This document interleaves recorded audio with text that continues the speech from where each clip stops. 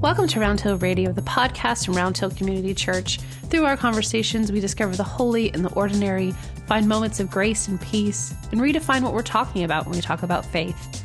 In this episode, Ed and I discuss the topic of the new Bible study at Round Hill Community Church, the Gospel of Matthew. What is a gospel? How does this book differ from the other gospels in the Bible? And, for a bonus round, what is Q? Answers to these questions and more on today's Round Hill Radio.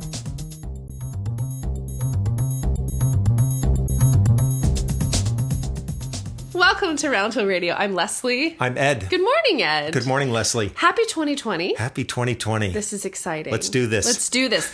So today we are discussing Matthew. Yes. The Gospel of Matthew. The Gospel according to Matthew. So this is a new Bible study that's starting here at Round Hill in February. Mm-hmm. Really important first question. What in the world is a gospel? What does that mean? Great question. You know, we use these words sometimes. The lingo of church. It reminds me when I've just recently this year gotten into football, and I just have to learn. Hallelujah. An aside to my aside is that it's made working here even better because now I can have like full conversations with you and Dan instead of you guys like talking about football and me keeping myself busy over in the corner. Perfect. And I just want to say you are fantastically knowledgeable. Thanks. I had a good teacher. I have a good teacher, but I was going to say because I didn't understand it until I learned the lingo. Yes. And I didn't feel like I was in the club until I learned the lingo. Yeah. Or even at least a little bit of it. So this is one of those church lingo things. So true. Is gospel. Yes. So what is that? I'm just going to take a little sideways detour here for a moment. And, I went to football, so I've already started strong. I'm going to go back to lingo. How's that? Cool. I have a couple of friends I was talking with last year about this issue of church lingo. Because if you come into the church brand new and suddenly people are talking about hymns and doxologies and Gloria Patris and all of these strange things, what's going on there? There's so much. Yeah. So you really, when you come into the life of the church, you actually are being challenged to learn a language. And I've heard people increasingly say it's like learning a foreign language, and it takes time, and you have to build it over time. So back to the question now of gospel. Yeah. So we have 4 Gospels in the New Testament. So the Bible is divided into 2 sections, the Hebrew Bible and the New Testament. And in that New Testament, these 4 Gospels are called Matthew, Mark, Luke, and John. And the word gospel comes from a Greek word, euangelion, which means good news. Ah. Yeah. So these four books are all intended to be the good news of Jesus Christ and about Jesus Christ and how his presence in the world brought and brings healing, energy, wisdom, hope to the world, to the whole world. So it's interesting because these Gospels were not initially written to the whole world. They were written to specific communities that were, for the most part, in crisis. They were trying to navigate themselves in their lives together in a very challenging cultural context. And so these good news books were originally written as helpful guides to congregations trying to navigate their way in the world. These were new Jesus followers, and they're trying to figure that out, as well as, trying to navigate their lives day to day. Were these short form letters? Were they long letters? Were they letters sent over a long period of time? That's a great question. So 2 things about that. Just imagine, that you have an issue that you need to deal with, and then someone doesn't write you for 10 years.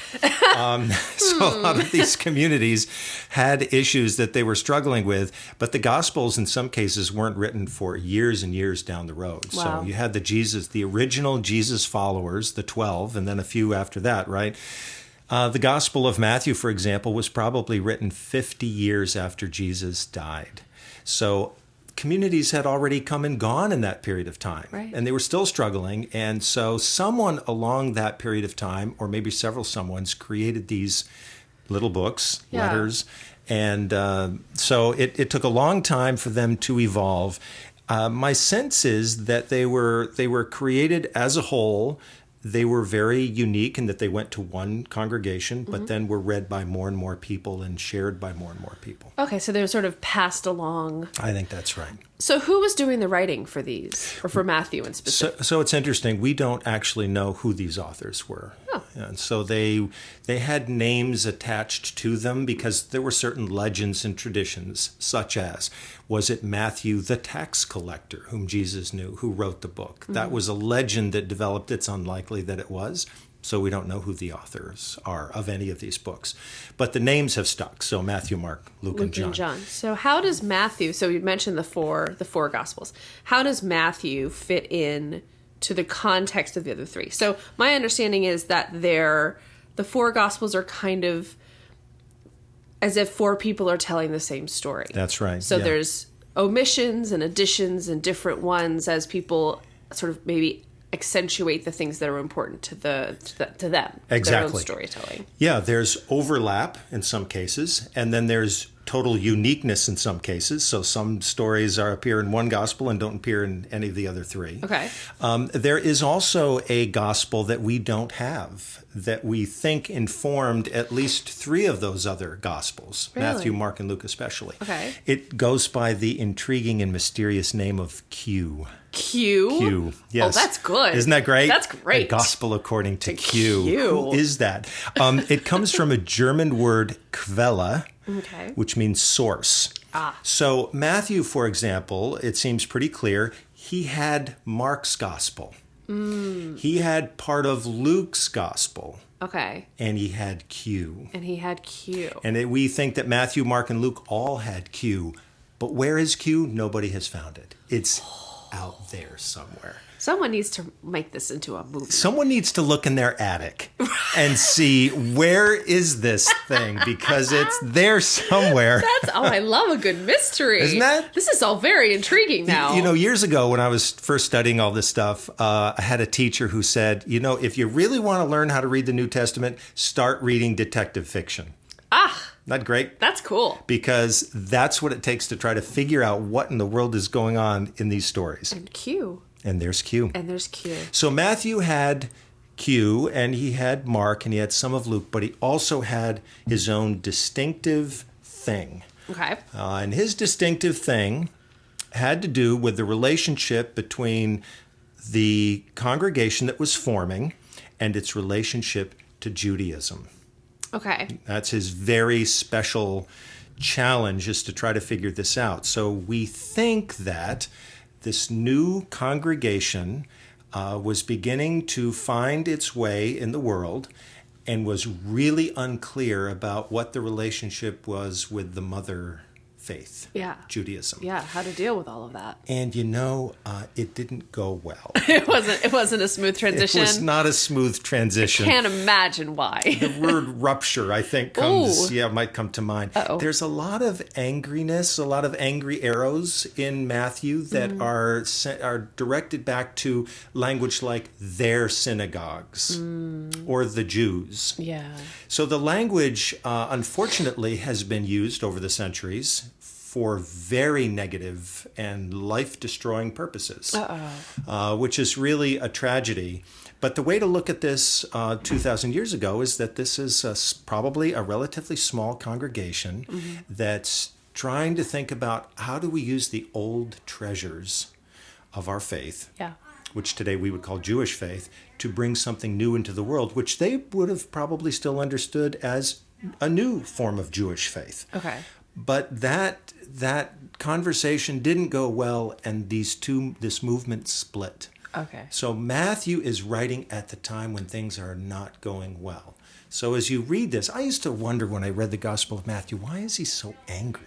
Yeah. Why is there so much anger in here? Yeah. And I think because of the very hurt feelings on both sides of this distinction. And one thing you will see, though, in Matthew is that he's still trying to hold on to this, the treasures of the old. So he will consistently say that Jesus did such and such in fulfillment of the scriptures.